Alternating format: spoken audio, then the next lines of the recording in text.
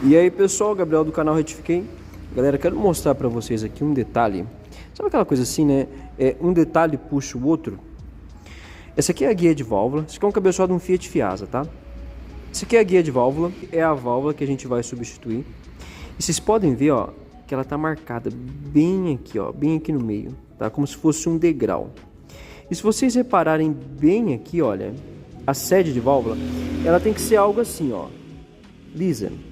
E aqui também tem o mesmo degrau. E aí por que que isso acontece? A válvula que estava aqui, que foi inclusive essa que caiu e a gente fez a substituição, ela tinha uma folga muito grande.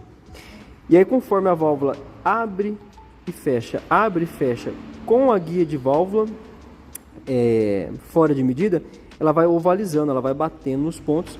E isso acaba criando barulho e falha, tá? E consumo também para o motor.